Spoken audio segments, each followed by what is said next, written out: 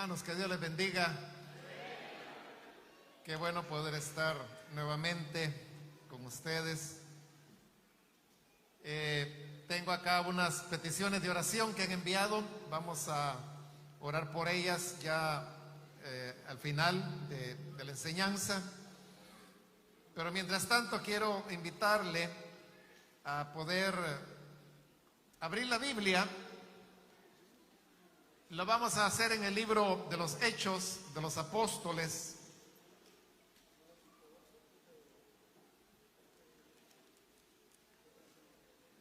Busquemos el capítulo número 2.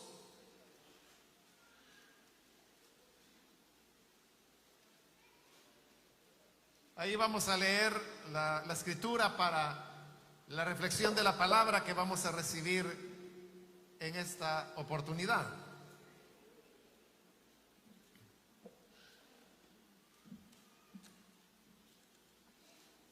Al mismo tiempo quiero aprovechar para saludar a nuestros hermanos allá en El Salvador que nos están escuchando a través de Radio Restauración en el 100.5 del FM, y también a los que nos ven a través de el canal de televisión, el IMTV, que es el canal 27, allá cubriendo todo el territorio nacional. Así que para nuestros hermanos y hermanas en El Salvador, enviamos nuestro saludo desde acá. Amén. Gloria a Dios. Leamos entonces la palabra de Dios en el libro de los Hechos de los Apóstoles, capítulo 2, el versículo 36. Nos dice: sepa pues ciertísimamente toda la casa de Israel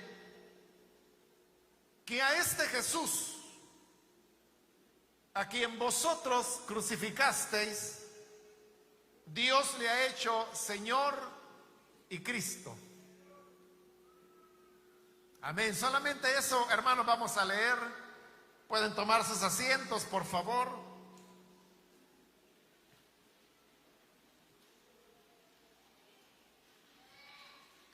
Hermanos, la palabra de Dios contiene diversos relatos, historias de hombres, mujeres de Dios, familias, que en la época en que fueron escritos los libros de la Biblia, ellos tuvieron que afrontar en la vida, como todas las personas, diversas dificultades.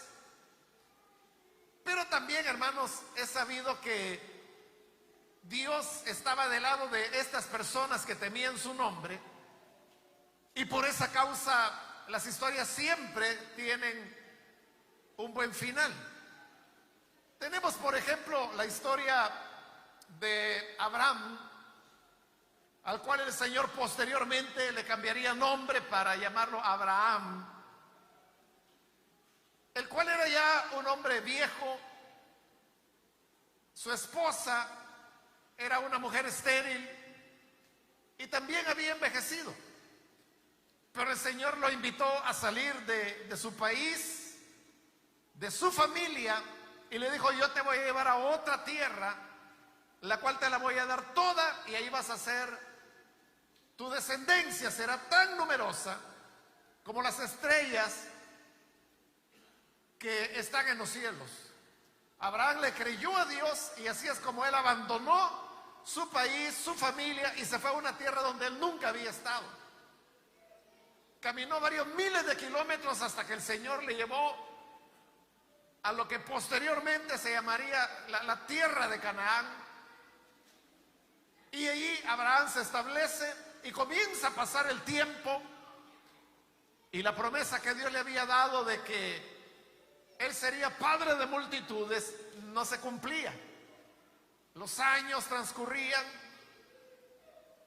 y al ver que el tiempo pasaba y él continuaba envejeciendo, entonces su esposa le dijo: mira, aquí está mi criada, ten con ella un hijo, ya que yo no te puedo dar uno. Abraham accedió, y es así como nació su primer hijo, al cual le puso como nombre Ismael. Pero apenas había nacido el niño cuando Dios le habla y le dice, mira, él no es el que te va a heredar. Él no es el hijo que yo te dije que te daría.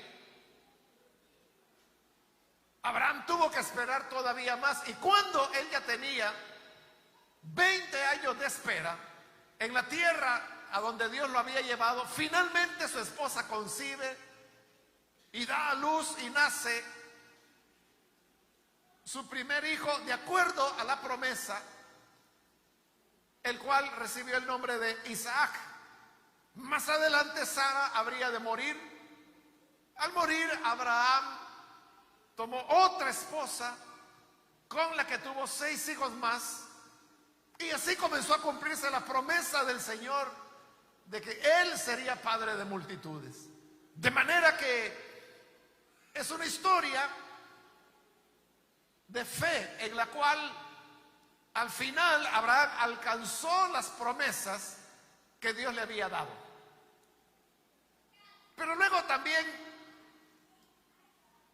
él habría de tener un nieto que recibió el nombre de Jacob. Jacob fue un hombre a quien su hermano llegó a odiarlo de tal manera que lo quería matar. Y esto hizo que Jacob tuviera que huir.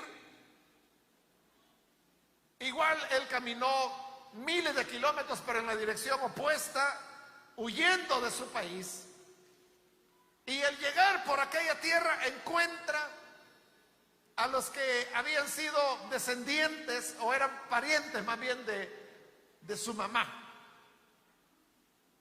Y sucede de que él ahora estaba pobre, exiliado, sin familia, solo, y comienza a trabajar, pero ya trabajando conoce a una muchacha de la cual se enamora. Ella se llamaba Raquel y llegó a un acuerdo con el padre de la joven que si él trabajaba 7 años para él, adquiriría el derecho de poderse casar con Raquel. El padre estuvo de acuerdo, pasaron los 7 años y transcurridos los 7 años, sucede que el padre no le da a Raquel, sino que le da a la hermana que se llamaba Lea. Y cuando Jacob se da cuenta del engaño, él se siente muy molesto. Entonces va y le reclama al que ahora ella era su suegro y le dice, mira, yo trabajé por Raquel, no por Lea. Y el suegro le respondió algo que no sabemos si era cierto o no era cierto, pero lo que le dijo fue, es que aquí en nuestra tierra no tenemos la costumbre de que la hija menor se case antes que la mayor. Por eso te di la mayor. Pero le dijo, si tú trabajas para mí otros 7 años, entonces te voy a dar a la que tú deseas. Jacob accedió a trabajar otros 7 años y así fue como finalmente se casó con la persona que él amaba. El tiempo siguió pasando, pero él no tenía nada más que a sus esposas, y entonces le dijo al suegro, mira, yo quiero hacer algo para mí en mi vida. Ya pasaron 14 años y todo lo que yo he trabajado ha sido para enriquecerte a ti, pero yo no tengo nada. Yo quisiera que tú me dijeras cuál va a ser mi salario. Y entonces su suegro le dijo, mira, vamos a hacer esto. Todas las ovejas que nazcan y que sean blancas o que sean negras, esas van a ser mías. Pero las ovejas que tengan manchas o que sean pringadas, esas van a ser las tuyas. Y entonces Jacob estuvo de acuerdo, bueno, está bien. Pero ese mismo día, su suegro tomó todas las ovejas que eran manchadas o pringadas y las mandó lejísimos, 3 días de camino, de manera que solo quedaron en el rebaño de Jacob o las ovejas blancas o las ovejas negras, es decir, era imposible que pudieran tener descendencia manchada o pringada, porque esas las habían enviado lejos precisamente para que no se mezclaran y que Jacob no tuviera salario.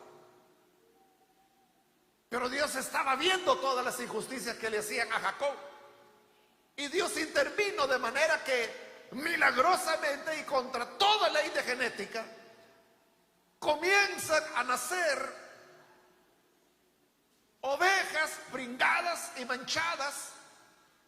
Y resulta que las ovejas pringadas y manchadas eran las más fuertes, las más robustas, las que tenían más descendencia. En tanto que las que eran blancas o negras, que eran las de su suegro, eran las más débiles. De manera que el ganado, el rebaño de Jacob se fue engrandeciendo hasta que llegó a ser un hombre muy rico, muy poderoso.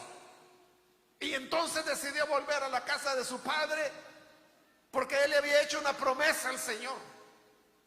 Cuando él huía solo, pobre, sin nada, él le hizo una promesa a Dios. Y la promesa fue: Señor, de todo lo que tú me des, yo voy a apartar el diezmo para ti. Y ahora Dios lo había hecho rico y él no había dado nada. Pero como a Dios nada se le olvida, entonces le dijo: Jacob, ¿qué pasó con lo que me prometiste? Y Jacob dijo: bueno, tengo que regresar.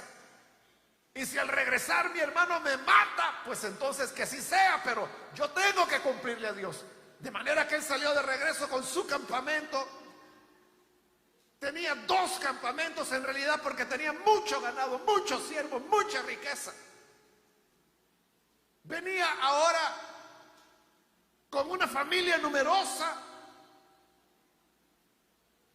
Traía 12 hijos y una hija, que era la única niña, todos los demás eran varones. Y cuando finalmente se encuentra con su hermano, resulta que su hermano ya no lo quería matar, sino que lo recibe, lo besa, lo abraza, y así viven juntos hasta la muerte de su padre. De manera que es otra historia que termina con un buen final, de un hombre que sufrió tanto, pero finalmente Dios le dio todo lo que él merecía. Este Jacob tuvo otro hijo, el que se llamó José. Y José es una de las historias más apasionantes que tenemos en la Biblia, de cómo él fue odiado por sus hermanos, porque él tenía sueños. Y en estos sueños él veía que se iba a convertir en el más importante de sus hermanos. Por eso sus hermanos lo odiaron y decidieron matarlo. Y en una ocasión que estaban lejos de casa, ellos dijeron: hoy llegó el momento de matar al soñador. Y cuando José finalmente llegó donde ellos, el hermano mayor, el mayor de todos, que se llamaba Rubén, él dijo: hombre, no lo matamos, no lo matemos, porque al fin y al cabo es nuestro hermano. Entonces decidieron arrojarlo dentro de un pozo y dijeron: bueno, que ahí se muera. Dijeron: ahí dejémoslo. Pero el plan del hermano mayor era sacarlo después y devolverlo a su papá. Pero sucedió que mientras comían los hermanos, no estaba Rubén en ese momento.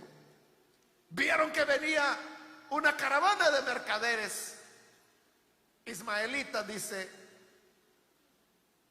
el libro de Génesis. Entonces dijeron sus hermanos: hombre, ¿para qué lo vamos a dejar morir ahí? ¿Qué ganamos con que se muera? Mejor vendámoslo como esclavo. Así, aunque sea algún dinerito, nos va a quedar. Lo sacaron, lo vendieron como esclavo, se quedaron con el dinero, y cuando su hermano mayor vino, ya no lo encontró. Y él dijo: ¿dónde está el muchacho? ¿Qué pasó con él? Y le dijeron: tranquilo, no le ha pasado nada, si lo que hicimos fue venderlo como esclavo. Toma, aquí está la parte del dinero que te corresponde. Así José es llevado a Egipto, y después de ser el hijo favorito de un hombre rico, se convierte en un esclavo. Y estando en Egipto, Dios comienza a prosperarlo. En todo lo que él hacía, Dios tenía la bendición. Entonces el jefe de él, que era un egipcio que se llamaba Potifar, comenzó a ascenderlo y ascenderlo y ascenderlo hasta que finalmente él era el que administraba todas las propiedades y las tierras que este oficial del rey tenía. Pero como dicen que una desgracia nunca llega sola, la esposa de Potifar se enamoró de José, porque él era joven y era atractivo, dice la escritura. Entonces comenzó a seducirlo, pero José no quería, porque José le decía: mira, tu esposo tiene toda su confianza en mí, todo él me lo ha entregado para que se lo administre, excepto a ti, porque tú eres su esposa, y por lo tanto él nunca te va a entregar a mí. Y además, ¿cómo habría yo de cometer un pecado tan grande como Dios? Así que, contra Dios, así que no. Y se negó por mucho tiempo, hasta que un día la señora lo agarró por la fuerza. Pero entonces José se guiñó, salió huyendo, pero el manto le quedó a la señora, y la señora comenzó a gritar. Llegaron los otros sirvientes y dijeron: miren, el esclavo hebreo que trajo a mi esposa trató de violarme, pero huyó. Cuando yo grité, él huyó, pero alcancé a quitarle el manto. Entonces, esa era una falta grave que supuestamente José había cometido. Por lo tanto, lo meten a la cárcel. Y estando en la cárcel, está ahí como un criminal. Pero aún en la cárcel, Dios comienza a prosperarlo de nuevo. De manera que el carcelero comienza a confiarle ciertas responsabilidades administrativas dentro de la cárcel. Un día también cayeron presos el copero y el panadero del rey, del faraón. Y un día, una mañana, José los encontró tristes y les dijo: ¿qué les pasa? ¿Por qué están tristes? Y ellos dijeron: es que anoche los dos soñamos y no sabemos qué significan los sueños. Entonces José dijo: bueno, yo tampoco sé, pero hay un Dios en los cielos que Él puede revelar los sueños. Cuéntenmelo, tal vez puede interpretarlo. Y vino el primero y dijo: pues yo soñé que tenía en mi mano unos racimos de uva y que yo las apretaba, sacaba el jugo y se lo daba al faraón. Eran 7 racimos. Entonces le dijo José: mira, los racimos son días. Dentro de 7 días el faraón te mandará a llamar, y entonces vas a ser restablecido en tu posición. Y entonces el panadero, que oyó la interpretación, dijo: qué bonito, entonces te voy a contar el mío, tal vez yo también tengo buena suerte. Y digo: yo soñé que tenía 7 canastillas de pan sobre mi cabeza, y que venían las aves del cielo y comían del pan. Ah, le dijo José: mira, las 7 canastillas también son 7 días. Dentro de 7 días el faraón te va a colgar y vas a morir, y las aves vendrán y se van a comer tu carne. A los 7 días era el día del cumpleaños del faraón. Y el faraón, en su alegría, dijo: miren, vayan a llamar al copero que vuelva a servirme la copa. Y volvió y se la sirvió. Y a ese panadero inútil, a ese, ahórquenlo. Y lo ahorcaron, tal como José lo había interpretado. Pero antes de que ellos salieran de cárcel, José les había dicho: mire, yo estoy aquí injustamente. Me acusaron injustamente por una señora ahí que quería estar conmigo y yo no quise. Cuando se cumplan los sueños, por favor, usted, copero, que va a llegar delante del faraón, dígale mi caso para que él me saque. Y efectivamente el copero es restablecido, sale, llega delante del faraón, pero dice la Biblia que se le olvidó a José. Siguió injustamente preso. Pasó el tiempo, y después de un tiempo sucede que el faraón también tiene un sueño. Bueno, 2 sueños en realidad. Tuvo un sueño, despertó, se asustó, se volvió a dormir y volvió a tener otro sueño y despertó asustado. Y al día siguiente él estaba preocupado. Mandó a llamar a los adivinos, a los sabios, a todos les contó su sueño y nadie pudo interpretárselo. Entonces el faraón estaba asustado porque él sabía que era un sueño importante, pero no sabía qué significaba. Entonces fue que el copero se acordó y le dijo: mire, rey, por favor perdóneme, pero cuando yo estuve preso, ahí había un joven, un hebreo, y tanto el panadero como yo tuvimos un sueño y él nos los interpretó, y de acuerdo a la interpretación así ocurrió, y él nos pidió ayuda, pero a mí se me olvidó. Pero hoy, ante esta necesidad, recuerdo, mándelo a traer y él sí va a poder interpretarle su sueño. Entonces el faraón da la orden y dijo: traigan a ese hebreo. Sacan a José, lo bañan, lo rasuran, lo visten para que se presente delante del faraón. Y el faraón le dice: oye, me han dicho que tú puedes interpretar sueños. Y José le dice: no, no puedo. ¿Quién puede? Dios. Yo no soy quien puede interpretar los sueños.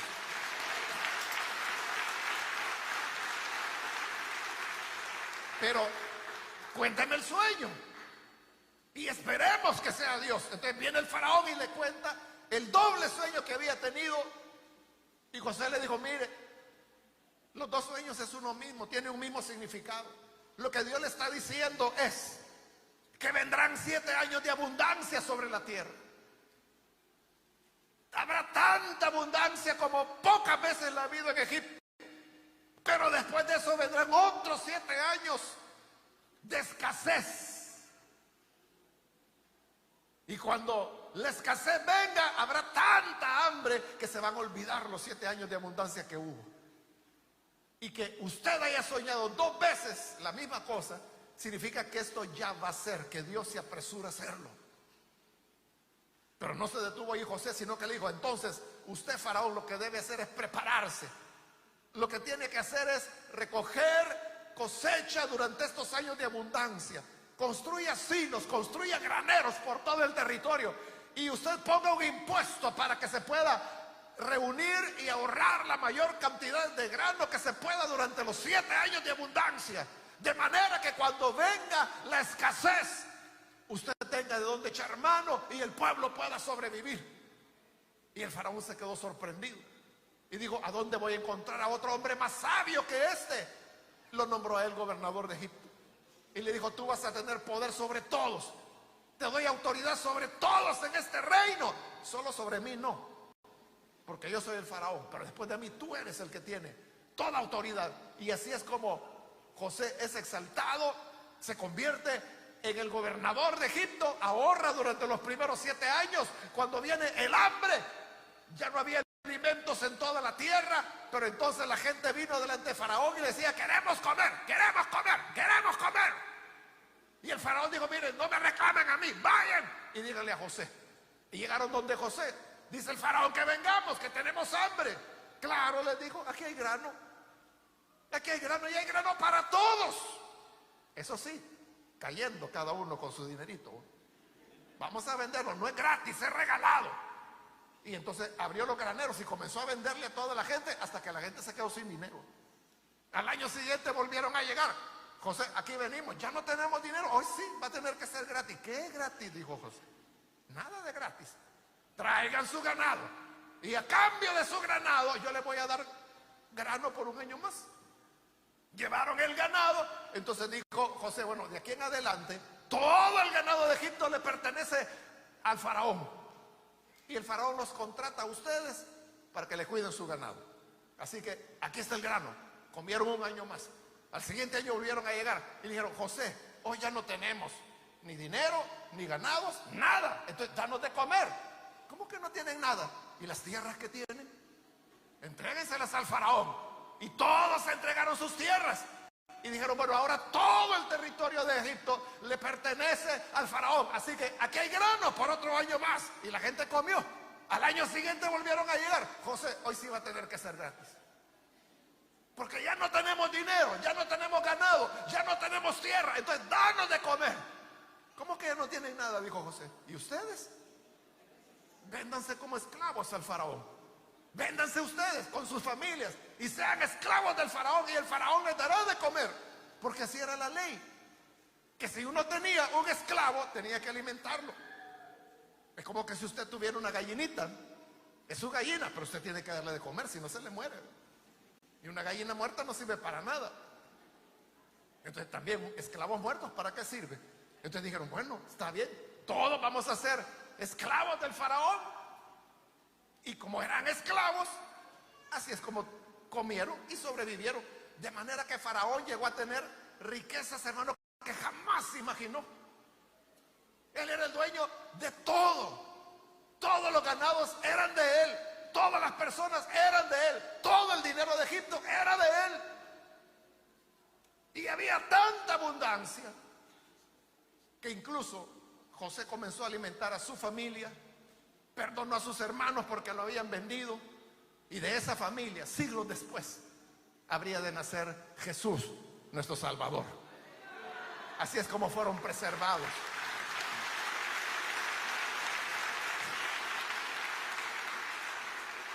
De manera que es otra historia que tiene un buen final. Y hay más. Usted puede leer, por ejemplo, la historia de Job, a quien Satanás acusa. Y le dice, es que si tú dañas a Job, si le quitas toda la riqueza que le han dado, Job te va a blasfemar en tu rostro, le dijo Satanás a Dios. Y Dios le dijo, hey, quítale todo y vas a ver que no, porque él de verdad me ama. Le quitó todo, le mató a los hijos, le quitó los camellos, le quitó los burros, le quitó, hermano, el ganado que tenía, le quitó los esclavos que tenía, lo dejó sin nada, hasta la salud le quitó, y por último hasta la mujer se le fue. ¿Y qué cree usted? ¿Que Job reclamó? No, lo que Job dijo fue, desnudo salí del vientre de mi madre, desnudo he de volver. El Señor dio, el Señor quitó, que sea el nombre del Señor bendito. Y no protestó en nada.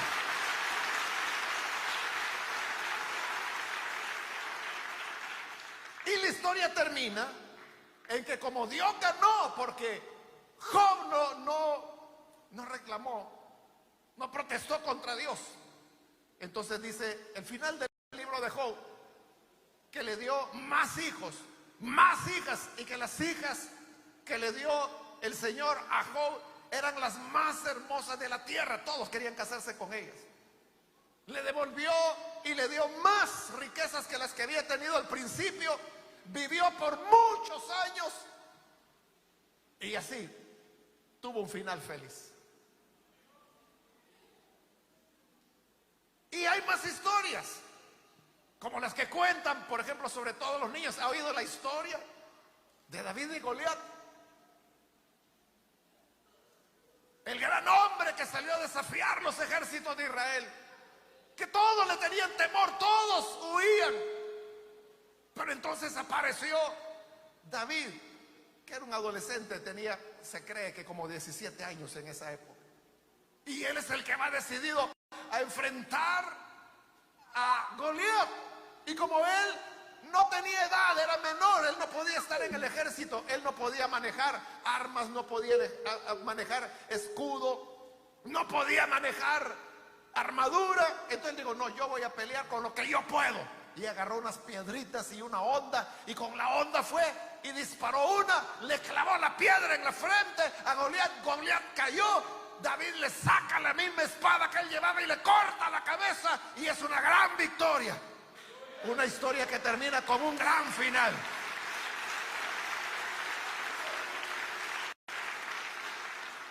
Estamos acostumbrados, hermanos, a ese tipo de historias que tienen un buen final, donde el bueno es vindicado, donde el justo termina triunfando, donde el que sufrió y fue tratado injustamente termina al final siendo bendecido. Pero ¿qué sucede, hermanos, cuando las historias no terminan bien? Y cuando los que ganan son los malos.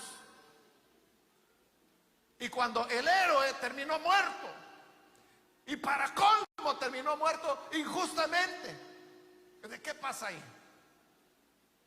Esa es la historia de Jesús, de la cual Pedro ahora está hablando. Porque aquí él, predicando por primera vez el Evangelio el día de Pentecostés, él viene y les comienza a hablar acerca de Jesús y les dice: ese varón aprobado por Dios, con maravillas, prodigios y señales que Dios hizo entre vosotros. Jesús fue un hombre que Dios lo respaldó, como ahí dice, con señales, con maravillas, de manera que podía darle la vista a los ciegos, podía hacer hablar al mudo, podía hacer oír al sordo, hacía andar al paralítico, levantaba a los muertos, liberaba a los endemoniados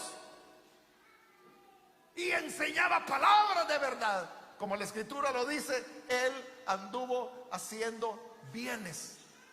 Eso es lo que Jesús hizo. Hizo el bien, mostró amor, mostró bondad, mostró compasión, mostró dedicación al necesitado, al enfermo.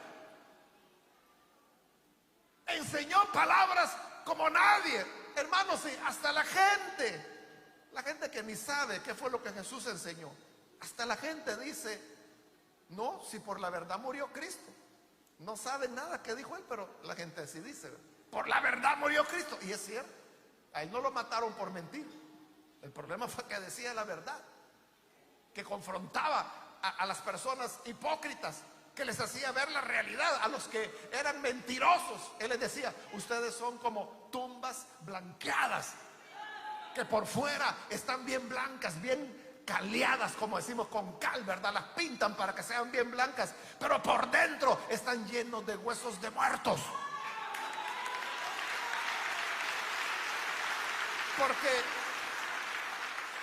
solo eran apariencias, pero por dentro había maldad. Pero cuando él señalaba esa maldad, ahí es donde lo odiaban y lo querían matar y decían: pongámosle trampas. Y entonces le hacían preguntas difíciles, pero Jesús les contestaba de tal manera que salía adelante con más sabiduría.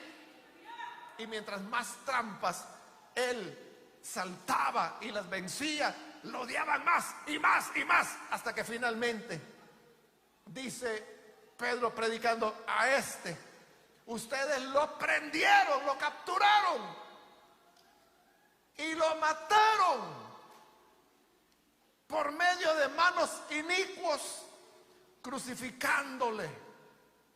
Le dieron muerte. Entonces, al que había sido lleno de bondad, lleno de verdad, que había hecho tanto bien, que había consolado a tantas personas, que había sanado a tanto enfermo, que había liberado a tanto endemoniado, resulta que lo capturan, le hacen un juicio que fue un engaño, porque antes de juzgarlo ya habían decidido la sentencia, y la sentencia era condena a muerte. Y efectivamente lo condenaron, fue a la cruz y lo mataron.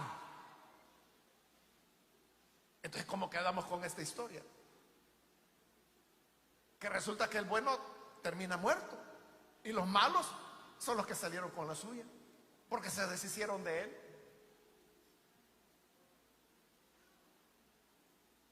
Y nosotros sabemos que en el universo hay un principio, y es un principio de justicia.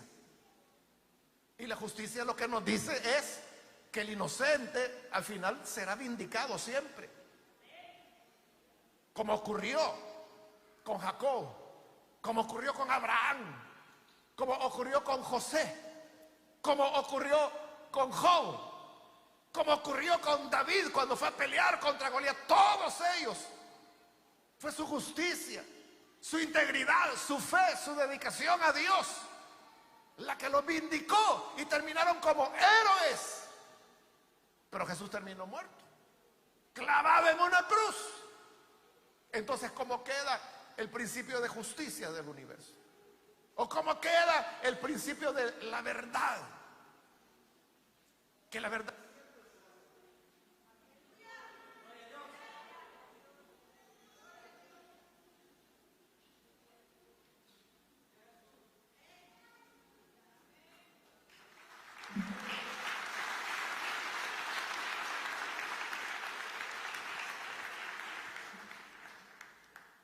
El principio de verdad lo que dice es que la verdad siempre va a salir a luz. Jesús dijo, no hay nada oculto que no haya de salir a luz. Jesús dijo, lo que se habla en secreto en las habitaciones, desde las azoteas va a ser gritado. Entonces, la verdad siempre va a salir a luz. Pero en el caso de Jesús, ¿cómo sale a luz? Si termina muerto, termina como un criminal. Pero como existe el principio de justicia, el principio de verdad, Dios no se podía quedar así.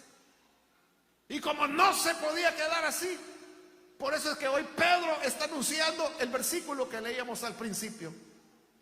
Sepa pues, ciertísimamente, o sea, ni siquiera está diciendo sepan de cierto, no. Sepan ciertísimamente toda la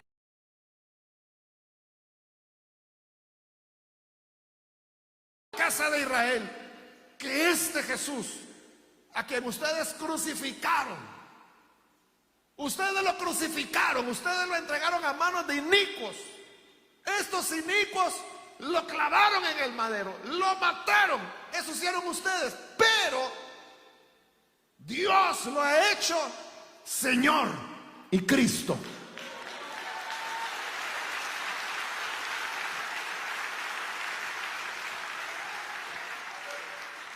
¿Cómo ocurrió esto? Ocurrió por medio de la resurrección. Por eso es que hay resurrección, porque la resurrección es la palabra final de Dios. Porque la gente dijo, bueno, lo matamos, lo logramos, vayan a enterrarlo. Y lo fueron a enterrar. Nos deshicimos de él. Porque la casa de Israel, dijo Pedro, lo crucificó. Pero Dios decidió hacerlo Señor. Y decidió hacerlo Cristo. Decidió hacerlo el Salvador.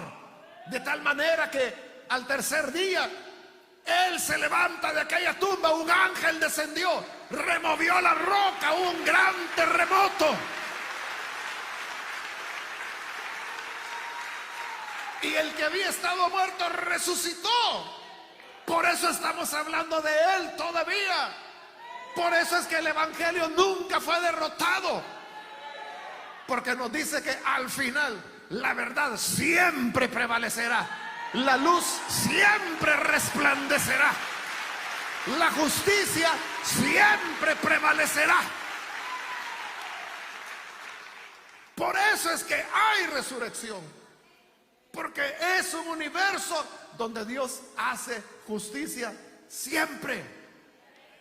Porque a veces uno se pregunta, mire, ¿y cómo es eso de que la hermana fulana, tan buena hermana que era, tan dedicada, y mire cómo la trataron, y mire el accidente que tuvo, y mire cómo murió? Y entonces, ¿dónde está el Dios en el que creía esta hermana? Allá, hermanos, en El Salvador me recuerdo que una hermana había ido al ayuno. Terminamos el ayuno y ella salió. Y resulta que para llegar a su casa ella tenía que atravesarse un bulevar allá muy transitado. Se bajó del bus llegando de la iglesia y cuando ella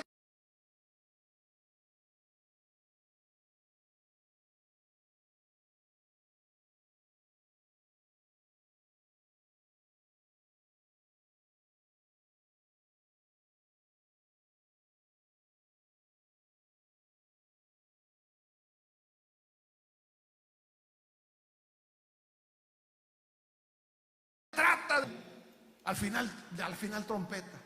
Cuando venga el Señor con voz de mando, con voz de arcángel, ella resucitará primero. Resucitará como un cuerpo de gloria. Se va a levantar.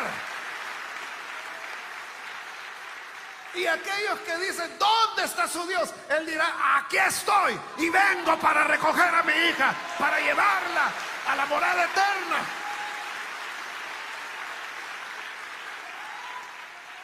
De manera que Dios no le queda debiendo a nadie.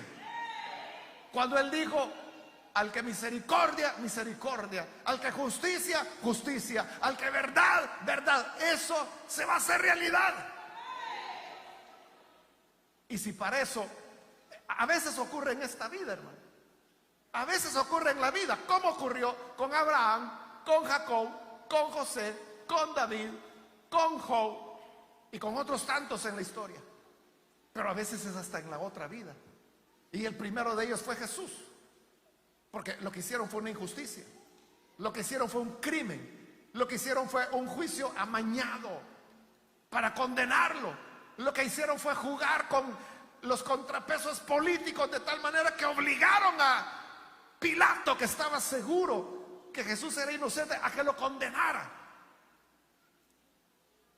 Pero no importa, no importa que Pilato haya sido cobarde, o que Pilato estaba más interesado en su posición política que en hacer justicia a un condenado que él sabía que era inocente y el cual había tratado, según el Evangelio de Juan, de liberar en 3 oportunidades diferentes, y la gente no lo dejó.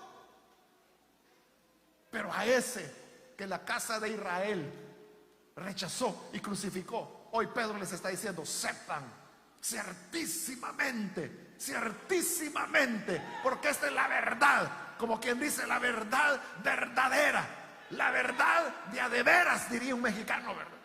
Pero es la verdad que no cambia, que a este que ustedes crucificaron, Dios lo hizo Señor y Cristo.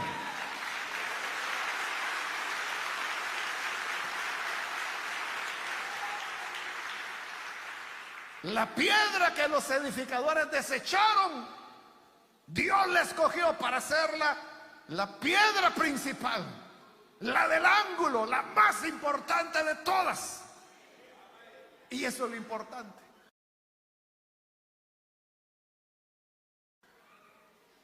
Que Dios esté de nuestro lado y que nosotros sepamos que aquí en esta tierra, aunque nos traten mal, aunque todo mundo, hermano, no le dé ni las gracias de las cosas que usted hace, no importa, usted no se canse de hacer el bien.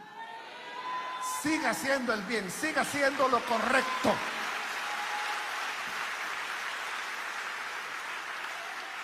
A lo mejor usted es de las personas que dicen: por andar de bueno, toda la gente se aprovecha de mí. Viera todas las que me han hecho. No lo dudo, hermano, no lo dudo, pero no se canse de ser bueno. Siga haciendo el bien. Y si usted dice: pero ¿y en esta vida qué me voy a ganar? No sabemos, no sabemos si usted va a ser como la gente, como Abraham, como Jacob, como José, que en esta vida recibieron la recompensa. Puede ser, y también puede ser que no, que le toque como a Jesús, que termine olvidado, que nadie lo recuerde. Pudiera ser. ¿Sabe?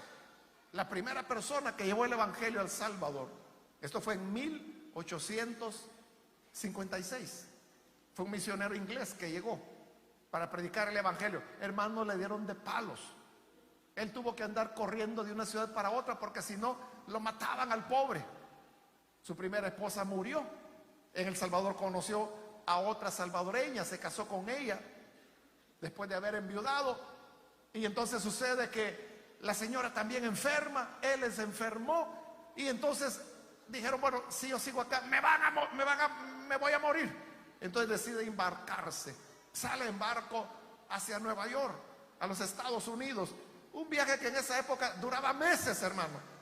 En el barco se agravó, y cuando finalmente llegó a los Estados Unidos, que era donde supuestamente lo iban a cuidar y donde él iba a descansar, murió. Entonces llegó a que lo enterraran. Nunca nadie lo reconoció. Nunca nadie supo de la obra que él hizo, pero él fue, hasta donde se sabe en este momento, la primera persona que llegó a distribuir Biblias y folletos cristianos en El Salvador. No se sabe de alguien, o sea, no estoy diciendo que no pudo haber alguien antes de él, pero hasta este momento no se sabe de nadie. Él fue el primero. Entonces uno diría: bueno, qué injusticia. ¿Y sabe qué pasó? En Nueva York él fue sepultado como mártir. Así lo sepultaron, como mártir, que llegó a casa a morir. Entonces uno diría: bueno, entonces dedicó su vida anunciar el evangelio, lo rechazaron, lo apalearon, no lo ayudaron, no lo atendieron, perdió a su familia y luego pierde la salud y pierde la vida. ¿Y para qué todo eso? ¿Para que lo entierren? Pero la última palabra no ha sido dicha. Un día el Señor volverá por los suyos. Y entonces Él le dará a cada uno el lugar que le corresponde. Así que vale la pena, hermanos.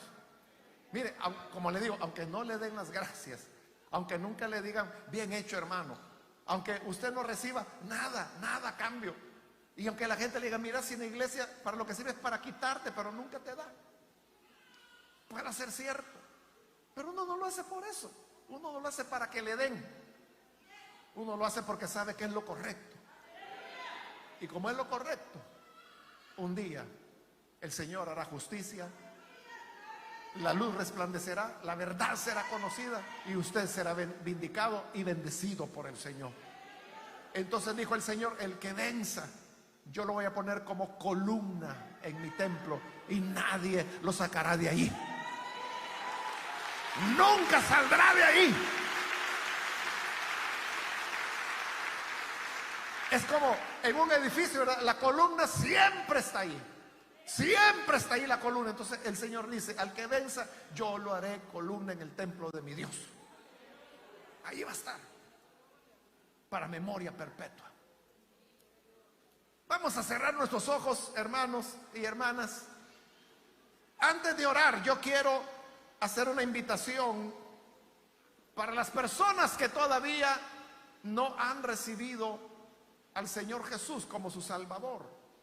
Pero si usted ha escuchado la palabra de Dios y ahora se da cuenta de que al final de los tiempos, al final de la vida, o si no en la resurrección, pero Dios siempre hará justicia a los suyos.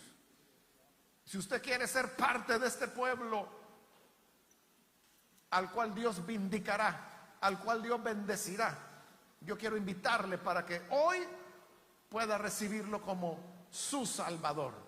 Si hay alguna persona, algún amigo o amiga que necesita recibir al Hijo de Dios, ahí donde está, por favor, levante su mano en señal que usted desea recibir al Hijo de Dios y vamos a orar por usted. ¿Hay alguna persona, algún amigo, amiga que es primera vez que necesita recibir a Jesús? Levante su mano, por favor, donde está y vamos a orar por usted. Es el momento para venir. El dar la vida a Jesús, el servirle a Él, nunca lo dejará frustrado. Nunca terminará frustrado. Siempre Dios le honrará. Siempre el Señor lo vindicará. ¿Hay alguna persona entonces que lo hace? Levante su mano. Hágalo hoy. Hágalo en ese momento porque tenemos limitado el tiempo, pero aproveche. La puerta está abierta. Venga el Hijo de Dios. Queremos orar por usted. También quiero invitar si hay hermanos o hermanas que se han alejado del Señor, pero hoy necesita reconciliarse. Levante su mano también. Hermano, si usted se alejó, quizás se cansó y dijo, no, es que nadie me dio las gracias, nadie me reconoce nada, nadie ve lo que yo hago. Eso es lo que usted piensa. Pero Jesús dijo, aunque sea un vaso de agua que des a un pequeño, no perderás tu recompensa. Él recompensará siempre. ¿Quieres reconciliarte con Él? Levanta tu mano. Ven, aquellos hermanos, hermanas que se van a reconciliar. Hoy es el momento de hacerlo. Levante su mano, venga. Vamos a orar. Acérquese. Que hoy es cuando el Señor tiene la respuesta. ¿Hay alguien que necesita hacerlo? Levante su mano. Y venga, vamos a orar. Hoy es el momento para hacerlo. ¿Hay alguien que lo hace? Acérquese al Señor. Hágalo en este momento, porque vamos a orar. Pero si hay alguien, puede aprovechar en este momento para recibir al Señor Jesús por primera vez o reconciliarse. No deje pasar este momento. ¿Hay alguien que necesita venir?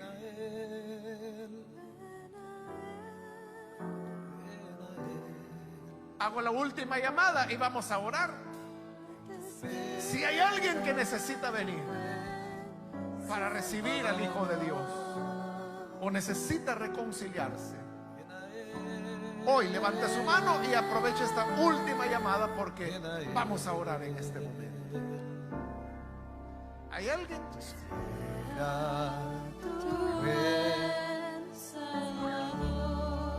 Vamos a orar al Señor por las peticiones que han enviado. Señor, gracias te damos por tu palabra, porque ella nos llena de esperanza, de ánimo, de saber que hay una recompensa. El mundo no tiene la palabra final. Eres tú, Señor, quien más allá de la vida, más allá de la muerte, tienes la palabra final para tu pueblo. Te rogamos por aquellos que a través de televisión, a través de radio, a través de las redes, hoy se unen a nosotros a esta oración. Perdónales a los que te reciben por primera vez. Dale vida nueva, que puedan amarte, servirte. Ponemos ante ti las peticiones de oración.